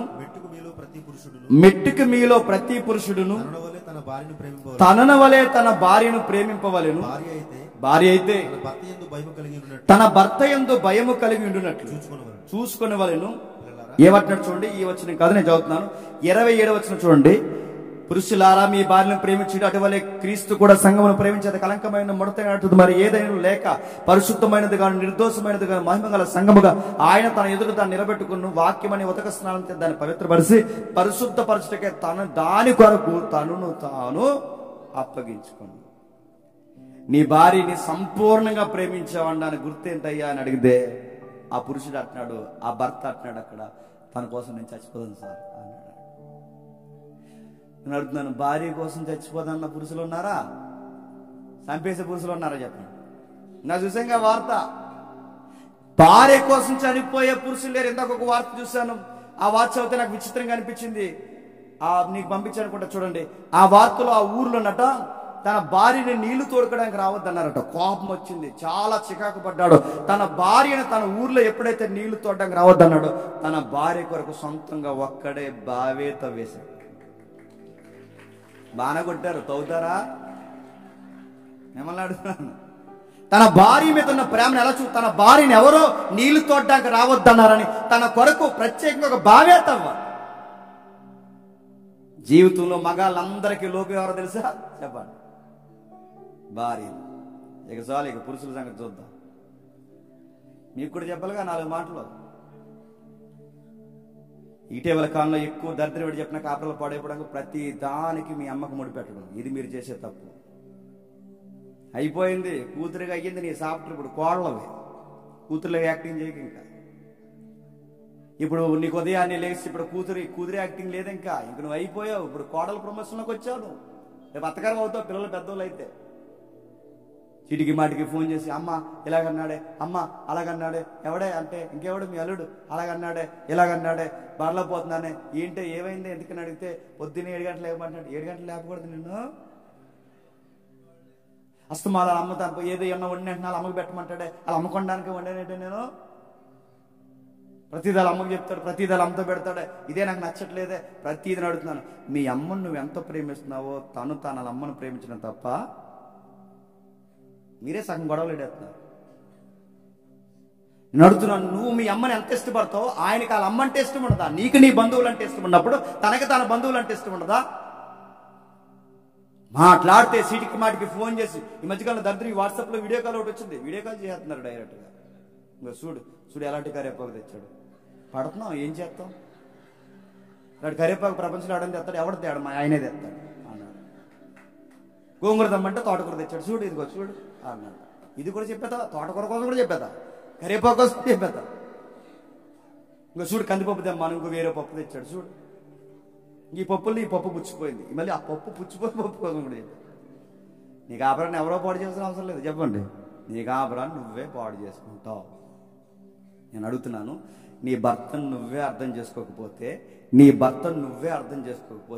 నేను అడుగుతున్నాను, వేరొకరు అర్థం చేసుకుంటే అయిపోయింది కాపురం ఇంకంతే. నీ దగ్గర దొరికిన ప్రేమ, నీ దగ్గర దొరికిన మనశ్శాంతి, ఇంటికి వచ్చేసరికి నీ దగ్గర దొరికిన నెమ్మది వేరొక దిక్కున దొరికితే నీ కాపురం ఏమవుద్ది? మంట కలిసిపోద్ది. నువ్వే పాడు చేసుకుంటున్నావు.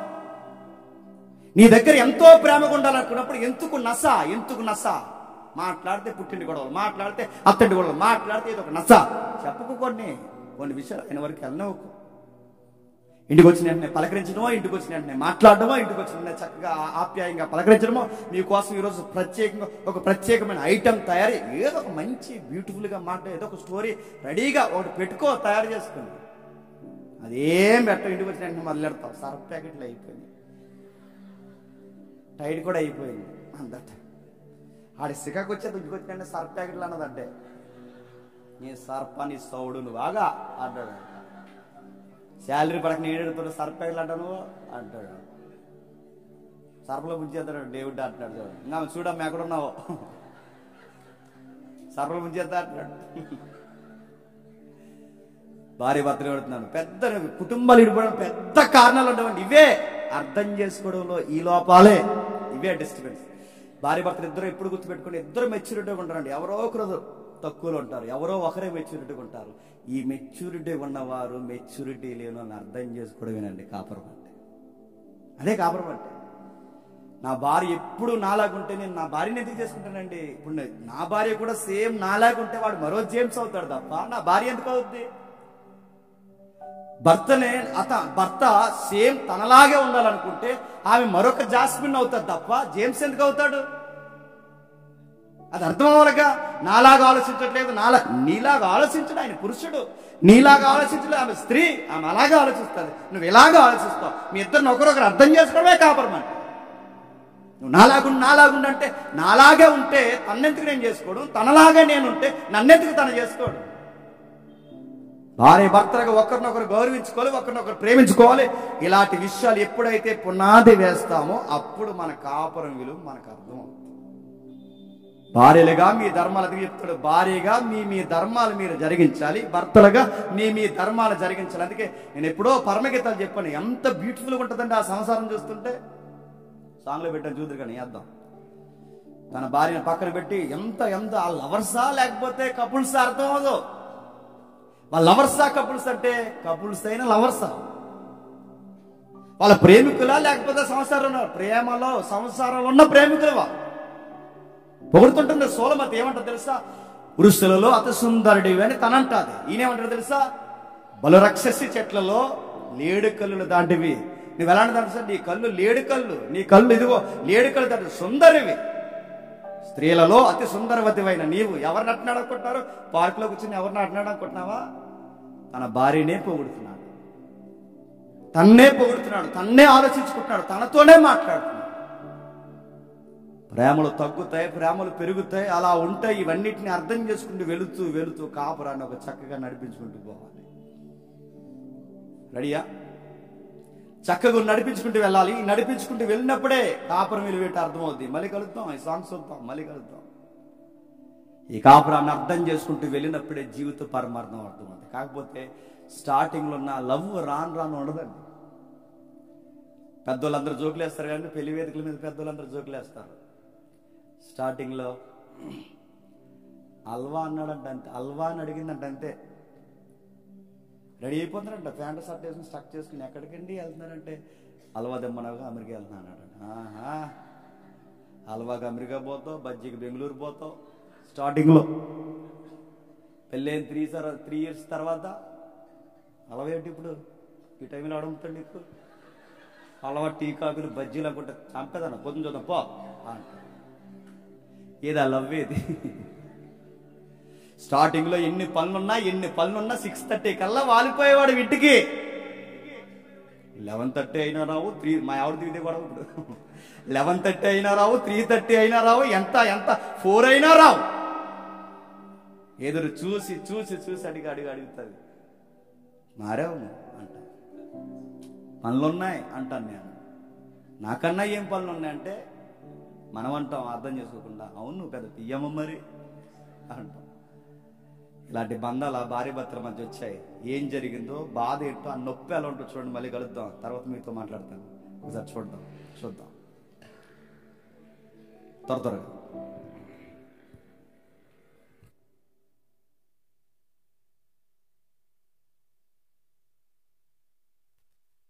రాసిన పత్రిక అపోస్తుడైన పౌలు హెబ్రీయులకు రాసిన పత్రిక 13వ అధ్యాయం.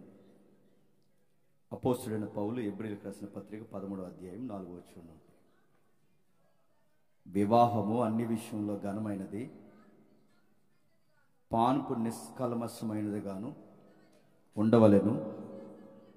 వేశ్యశాంగులకును వ్యభిచారులకును దేవుడు తీర్పు తీర్చెను. ఆగుదాం. ఇప్పటివరకు మనం చూసాం కదండి, భార్య భర్తల జీవితం అనే ఆ యొక్క పోరాటంలో లేదా ఆ నడిచే నడకలో వారి యొక్క అంత సౌందర్యంగా బతకాలి. ఒకవేళ బతకకపోతే దేవుడు అన్నాడు జడ్జిమెంట్ చేస్తాడు, తీర్పు తీర్చాడు. దేవుడు అంటున్నాడు వివాహం అన్ని విషయంలో ఘనమైనది. అన్ని విషయంలో ఘనమైనది అంటే నీ లైఫ్లో ఇంపార్టెంట్ విషయం ఏదన్నా ఉంది అంటే మ్యారేజ్. అలా కాదని యవనస్తులు మీరు బాగా వినండి, అలా కాదని అన్ని విషయంలో ఘనమైనది వివాహము, అన్ని విషయంలో ఘనమైనది, పాన్పు నిష్కల్మషమైనది. ఈ పదం నేను తెగించి అంటున్నాను, ఏమనుకోకండి. నీ సెక్సువల్ లైఫ్ మ్యారిటల్ లైఫ్లో ఉండాలి. గుర్తుపెట్టు. పార్కుల్లో జబ్బలు రాసుకుని తిరుగుతాను, ప్రేమ చెత్త శదారం అని నేను తిరుగుతాను, ఎక్కడ పడితే అక్కడ సొంగ కాస్తూ తిరుగుతాను. చంపుతాడు దేవుడు. ఏమనుకుంటున్నావు? నీ శరీరానికి ఒక కోరుకుందని, నీ శరీరానికి ఒక వేడి ఉందని, నీ శరీరానికి ఒక రుచులు ఉన్నాయని, నీ శరీరానికి ఒక జీవితానికి ఇవి కావాల్సిన అవసరాలు ఉన్నాయని శరీరాన్ని ఇచ్చిన వాడికి తెలుసు. ఆ కోరికలు మ్యారేజ్ అనే పట్టికలోనే తీరాలి. మ్యారేజ్ వెలుపుల తీర్చే ప్రయత్నం చేశావో జడ్జిమెంట్ చేస్తా అన్నాడు. ఎవరిని తీర్పులోకి తీసుకొచ్చి కూర్చోబెడతాడట? వేశ్యశాంగులకును వ్యభిచారులకు. వేశ్యశాంగులకు మరొక ఈక్వల్ వర్డ్ ఉంది, జారులకు. జారులు అంటే పెళ్లి కాకుండా చేసే వాళ్ళు చేసే పనుల్ని జారత్వం అంట. పెళ్ళైన వారు భార్య భర్తల ధర్మాన్ని దాటి వేరొకరితో తప్పు చేసేవారిని వ్యభిచారులు అంట. రెడీ, క్లారిటీ తెలియాలి. పెళ్లి కాకుండా చేస్తే జారత్వం, పెళ్ళై కూడా భయంకరమైన పనులు మీరు చేస్తున్నారంటే అది వ్యభిచారం. నీ భర్త కళ్ళు కప్పినా దేవుడు ఊరుకోడు, నీ భార్య కళ్ళు కప్పినా దేవుడు ఊరుకోడు. నీకు వివాహం అనే ఒక వ్యవస్థ ఉందని అప్పటి వరకు నువ్వు ఆకుండా ఎక్కడెక్కడో నీ తల్లిదండ్రుల కళ్ళు కప్పి, ఆ పిల్ల కప్పి, వీళ్ళు కప్పి, మీరు అందరి కళ్ళు కప్పి మీరు ఒకరికొకరు చీకట్లో తప్పుడు పనులు చేస్తే దేవుడు ఊరుకోడు. గుర్తుపెట్టు. నీ వివాహ వ్యవస్థలో నీ కోరికలు తీర్చుకోలేదు, దానికి ఒక బంధం ఉంది. ఇందాక మీరు రెఫరెన్స్ చూసారు లేదో? ఇదిగో నీ యవ్వన కాలపు భార్య యందు, నీ యవ్వన కాలపు భార్య కౌగిలలో సంతోషించు. అది రూల్ అంతే. నా కోరుకుంది, నాకు ఆశ ఉంది, నా జీవితానికి ఒక శృంగారమైన ఒక అవసరత ఉంది. అది ఎక్కడ తీరాలి? అది ఎక్కడ నేను దాన్ని సౌందర్యంగా మలుచుకోవాలి? నాకు ఒక భార్య ఉండాలి, ఒక భర్త ఉండాలి. భార్య భర్తలు ఇరువురు కలిసి ఒక ధర్మాన్ని నడిగించాలి. అంతేగాని ప్రేమను పేపెట్టి మొన్న ఇక్కడ జరిగింది ఏరియాలో మీరు చూస్తున్నారు లేదో? ఆ కాలేజీ ఈవెంట్లు జరిగితే వాళ్ళ తల్లిదండ్రులు నమ్మి పంపించారు. వాళ్ళ కాలేజీ యూనివర్సిటీలో చదువుకుంటారు. మన సెమినార్ స్టార్ట్ అయింది. ఆ రోజు మన సెమినార్ స్టార్ట్ అయిన తర్వాత సమయంలో వాళ్ళ కార్యక్రమాలు మీరు చూస్తున్నారు లేదో? జంటలుగా తిరుగుతున్నారు. చీకట్లో ఈ ఏరియాలో ఆడపిల్లలు తాగేసి తిరుగుతున్నారు. మన ఒక ఆడపిల్ల గంజాయి తాగేసిన ఆడపిల్లని ఇద్దరు యువకులు చెయ్యగోడిన పనులు అక్కడ రోడ్డు మీద చేస్తున్నారు. ఇప్పుడు మీ నాన్న తెలియకపోవచ్చు, మీ అమ్మకు తెలియకపోవచ్చు, ఇప్పుడు తెలియకపోవచ్చు. గుర్తుపెట్టుకో, ఎవడకి తెలియకూడదు అనుకుంటూ రేపు పొద్దున్న కట్టుకున్న వాడికి తెలుస్తుంది. ఆ రోజు స్టార్ట్ అవుతుంది రగడ. గుర్తుపెట్టుకో, ఈ రోజు నీ ఇష్టానుసారంగా తిరిగేస్తానంటే రేపు పొద్దున్న నీ ఇష్టం వచ్చినట్టు చిత్త కార్తీక కుక్కలాగా ఈదులంటే తిరిగి నీకు మాత్రం ఉత్తమ భార్య వచ్చానంటే ఎట్లా వస్తుంది? నీకు కుక్కే వస్తుంది. గుర్తుపెట్టుకో, నువ్వు ఎలాంటోడు అయితే నీకు అలాంటిది వస్తుంది, నువ్వు ఎలాంటి దానివైతే నువ్వు అలాంటి దాని. దేవుడికి తెలుసు ఎవడికి ఎలా జడ్జిమెంట్ అవ్వాలి, ఎవరికి ఎలా తీర్పు తీర్చాలో దేవుడికి. అందుకే జాగ్రత్త. కోరికలు వస్తున్నాయా? వయసు వచ్చిందా? పాపం జరిగే అవకాశం ఉందా? పౌలు గారు అన్నమాట ప్రతి వానికి సొంత భార్య ఉండవాలి. అదర్ సైడ్ ప్రతి స్త్రీకి సొంత భర్త ఉండవాలి. మీ ధర్మములు వివాహాన్ని పట్టికలోనే నెరవేరాలి. అది దేవుడే జతపరచడం. అందుకే ఆ సాంగ్ లో మనం చూపిస్తున్నాం చూడండి. ఒక చక్కగా బైబిల్ చదువుకుంటున్న అబ్బాయి, ఒక చక్కగా సండే స్కూల్ చెబుతున్న అమ్మాయి, దేవుళ్ళో ఎదుగుతున్న అమ్మాయి, వీళ్ళిద్దరిని దేవుడు జతపరచాడు. ఎలా జతపరచాడు? సండే స్కూల్లో చూసుకోలేదు వీళ్ళిద్దరూ. ఇలాంటి పిచ్చి పని చేయడం మక్కలు ఎరగకూడదని చెప్తున్నాను. వీళ్ళిద్దరు ఇలా సంఘానికి వచ్చి చూసుకోలేదు, ఇక్కడ సెమినార్కి వచ్చి నువ్వు నన్ను చూడు నేను చూడంటే ఇద్దరు దేవుళ్ళు ఉన్నాం. జేమ్స్ అని అదే చెప్పాడంటే సంపేతను ఎన్నడూ పనులు చేశారంటే. అందుకే వేసాం, అక్కడ ట్యాగ్ వేస్తాం, పెద్ద ట్యాగ్ వేస్తాడు తెలుసా? పెద్దల సమక్షంలో పెలుసు. పెద్దలు ఉండాలి, సంఘం ఉండాలి, పరిశుద్ధుల సహవాసం ఉండాలి. బయట వాళ్ళు ప్రేమించుకోవద్దన్నామని దేవుని పిల్లలు ప్రేమించుకోమని చెబుతున్నావా? మధ్యాహ్నం అడిగాడు ఎవడో ప్రశ్న, చెబుతాను మర్చిపోయాను. మళ్ళీ చెప్తున్నాను, పరిశుద్ధత పెద్దల సమక్షంలో పెళ్లి చూపులు జరగాలి. దేవుడు నిర్ణయిస్తాడు. నువ్వు మంచిగా ఉండే అబ్బాయి అయితే, నువ్వు భయభక్తులు కలిగిన అమ్మాయి అయితే, మీ ఇద్దరు దేవుని పట్ల విశ్వాసం కలిగిన వారైతే దేవుడే జతపరుస్తాడు. ఆదాముకి సరి అయిన వీడు చూడు అవ్వైతే, అబ్రహాముకి సరి అయిన వీడు చూడు శారమ్మ అయితే, ఇస్సాకుకి సరిగ్గా రెబక్కమ్మ అయితే, యాకోబు వేరే సెలక్షన్ చేశాడు, తర్వాత ఇచ్చిన జంట వేరొకటి అయితే, మీరు రకరకాల చూడండి, ఎక్కడ చూడండి దేవుడు మ్యాచింగ్ పెట్టిన ఆ జంట చాలా బాగుంటుంది. మనం తెచ్చుకున్నవే బీబీ సూపర్ వచ్చేది. మనకి ఈ లక్షణాలు చూడ్డు, విశ్వాసం చూడ్డు, ఏమి చూడ్డు. అడిగాడట, 4 ఇస్తారా, 5 ఇస్తారా, 8 లక్షలు ఇస్తారు, మినిమం 3 ఇస్తారా? ఇస్తుంది, కంగారు పడక తెస్తుంది, బండెక్కి వస్తుంది, బుల్లెట్ ఎక్కి. నడుతుంది, ఏమీ చూడలేదు. భక్తి ఉందా, విశ్వాసం ఉందా చూడాలి. అందుకే రాస్తున్నాడు చూడండి, వివాహం అన్ని విషయంలో ఘనమైనది, పాన్పు నిష్కల్మషమైనది ఉండవలను. వేశ్య పనులు చేశావో చంపుతాడు, వ్యభిచారపు పనులు చేశావో ఊరుకోడు. మీరువురు జీవమను కృపావరములో ఒకరికి ఒకరు పాలి భాగస్తులు. నీ కోరికొస్తే ఆయన ఉన్నాడు, ఆమె కోరికొస్తే ఆయన ఉన్నాడు, ఈమె కోరికొచ్చినా ఆయన ఉన్నాడు, ఆయన కోరికొచ్చినా ఈముంది. ఒకరికి ఒకరు ధర్మము జరిగించేవారు. మరొక విషయం రాస్తున్నాడు ఇక్కడ, ధనాపేక్ష లేని వారై ఉండుడి, ధనాపేక్ష లేని వారై తృప్తిగా ఉండుడి. ఎందుకు ఈ మాట చెప్పాడు? సడన్ గా మ్యారేజ్ కోసం చెప్పి వెంటనే మనీ కోసం ఎందుకు చెప్తున్నాడు? సగం కాపురాలు ఎక్కడ పాడైపోతుందో చెప్పినా మనీ విషయంలోనే పాడైపోతున్నాయి. సగం కాపురాలు మనీ విషయంలోనే పాడైపోతున్నాయి. నేను న్యూస్ చూసాను, తమ్ముడు పంపలేదు. తనకి డబ్బులు అవసరం ఉందని తన భార్యని వ్యభిచారం చేయమని మనీ విషయంలో. పాకిస్తాన్లో ఇదిగో మహిళలు ఉద్యోగం చేయాలని మహిళలకు ఉద్యోగాలు ఇచ్చారట. అనేక మంది మహిళలకు ఉద్యోగాలు ఇస్తే గృహ పరిపాలన జరిగించాల్సిన కొంతమంది బయట ఉద్యోగాలు చేయడానికి వెళ్తే, ఇదిగో పాకిస్తాన్లో జరిగిన న్యూస్ చెప్తున్నాను, గృహ పరిపాలన జరిగించాల్సిన ఈ పిల్లలు బయటికి వెళ్ళి ఉద్యోగాలు చేస్తే, ఉద్యోగాలు చేసి అక్కడితో ఆగిపోలేదు, అక్రమ సంబంధాలు పాకిస్తాన్లో ఎక్కువైపోయాట. దాని వలన విడాకుల రేటు పర్సంటేజ్ పెరిగిపోయిందంట. చూసారా, చాలా మందికి చేసే పొరపాటు ఏంటి చెప్తున్నా, కేవలం సంపాదన పేరుతో భార్య భర్తలు దూరంగా ఉంటారండి. ఎప్పుడో నెలకు ఒకసారి కలుసుకుంటారంట, ఎప్పుడో వారానికి ఒకసారి వస్తారట. ఆ శనివారం వచ్చి ఏ బిర్యానీ తినడానికో రెస్టారెంట్కో, ఆదివారం శనివారం మళ్ళీ సోమవారం వెళ్ళిపోతారంట. ఇలా గ్యాప్ ఇచ్చారంటే నేను చెప్తాను, సాతాను కూడా చాలా త్వరగా వస్తాడు. కలిసి సంపాదించిన 100 రూపాయలు ఇద్దరు కలిసి సంపాదించండి. ఆవిడ విదేశాల్లో ఉంటుంది, నేను ఇండియాలో ఉంటాను, ఆయన విదేశాల్లో ఉంటారంటే త్వరలోనే పోతారు. మీరు రాసి పెట్టుకోండి. చాలా మంది చేసి తప్పేడు చెప్తున్నా, మీ మధ్య గ్యాప్ ఉండకూడదు. మీరు కలిసి సంపాదించిన 100 అయినా కలిసే ఉండాలి. నెలకు 1,00,000 సంపాదించిన ఎవరికి కావాలి? 1,00,000 కాపురం కుదిరలేనప్పుడు. కోట్ల రూపాయలు సంపాదించి 24 అవర్స్ ఉద్యోగాలు చేస్తూ ఓవర్ నైట్ డ్యూటీలు చేస్తూ సంపాదించి భర్త ఒకవైపు కష్టపడుతుంటే ఆ భర్త లేని సమయాన్ని వేరొకడికి ఇచ్చి కాపరాలు పాడు చేసుకున్న బుద్ధి లేని గాడిదలు లేరు.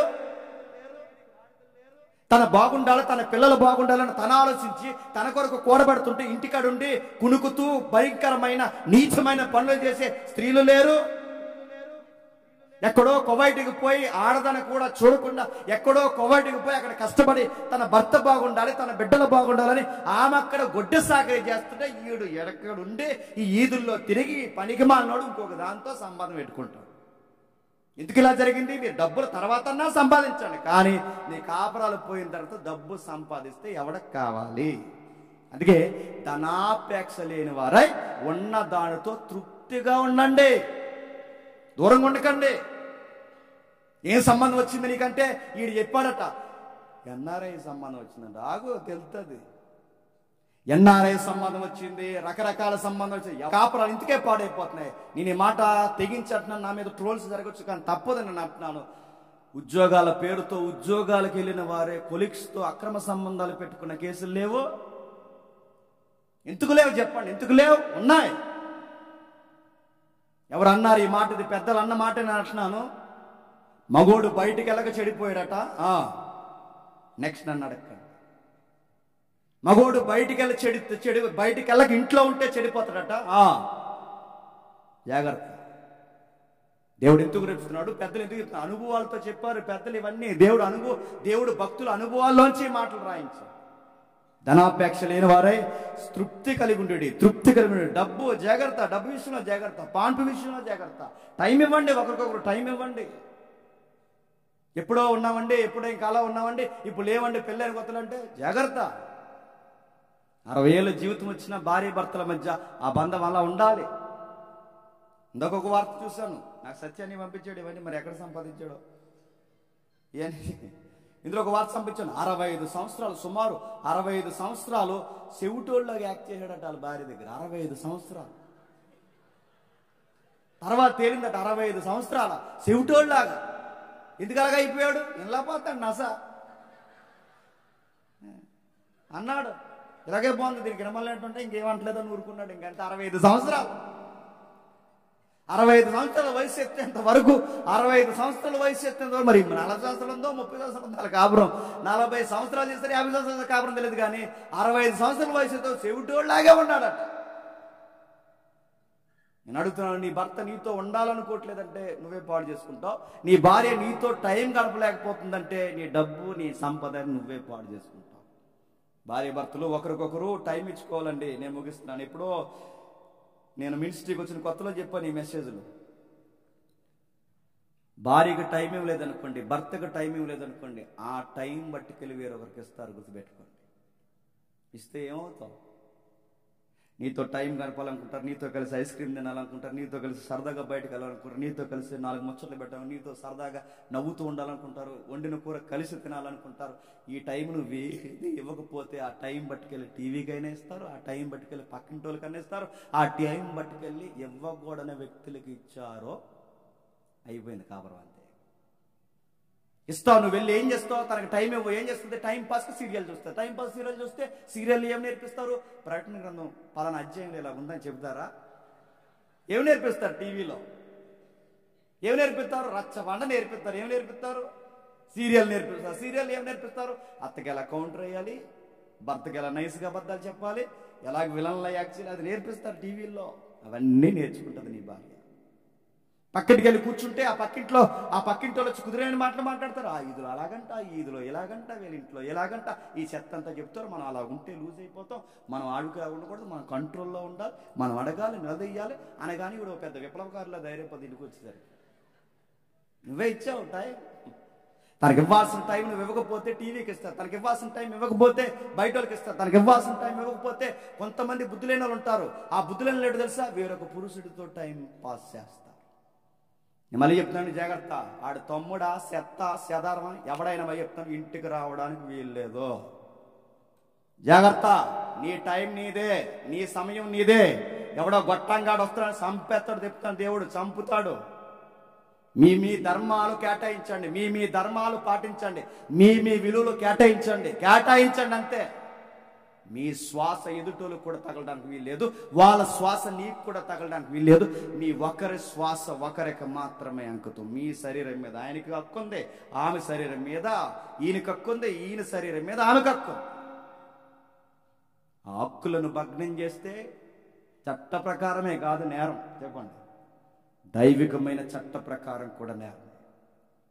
ఇది కట్టినాడు, ధనాపేక్ష లేని వారే కలిగిన వారే తృప్తి పొంది ఉండుడి, నిన్ను ఏమాత్రం విడువను, నిన్ను ఎడబాయను అని ఆయన చెప్పుచున్నాడు. ఎప్పుడు విడవడు, ఎప్పుడు వదలడు, ఎప్పుడు దేవుడు తోడుంటాడు. దేవుడు మాట్లాడతాడు చూడండి, వివాహాన్ని ఘనముగా ఇచ్చితే, పానుపుని నిష్కల్మషంగా మార్చుకుంటే, ధనాపేక్షకు దూరంగా ఉంటే, ఉన్న దానితో తృప్తిగా బతికితే, దేవుడైన నేను నిన్నెప్పటికీ మీ దంపతుల్ని వదలను, ఎడబాయను. ఇది కదా మనకు కావాల్సిన బ్లెస్సింగ్.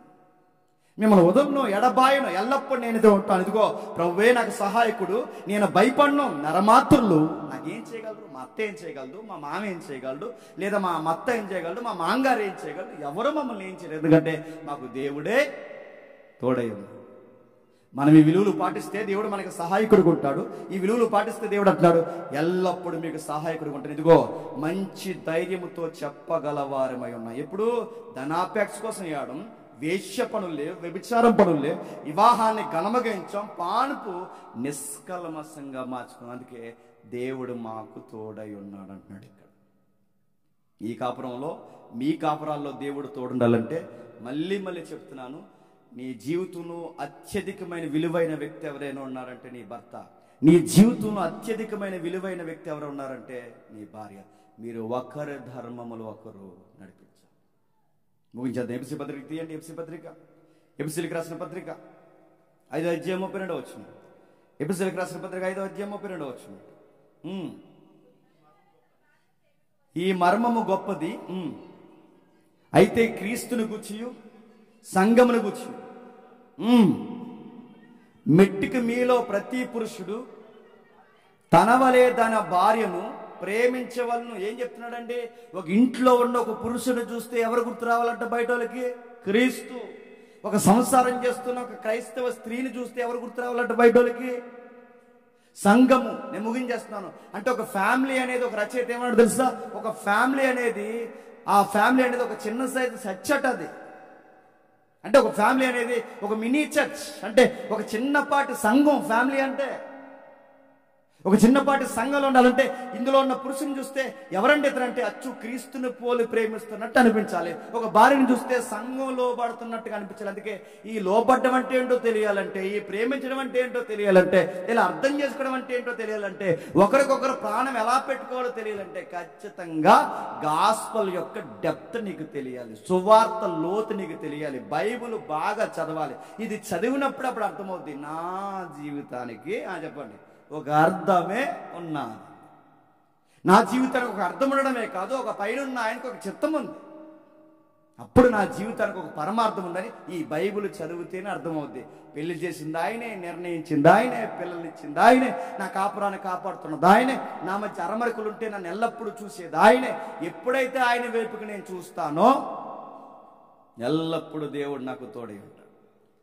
ఒక పురుషుని చూస్తే స్త్రీ, ఒక పురుషుని చూస్తే క్రీస్తుని కనపరిచేలా ఉండాలి, ఒక స్త్రీని చూస్తే సంఘమును కనపరిచేలా ఉండాలి.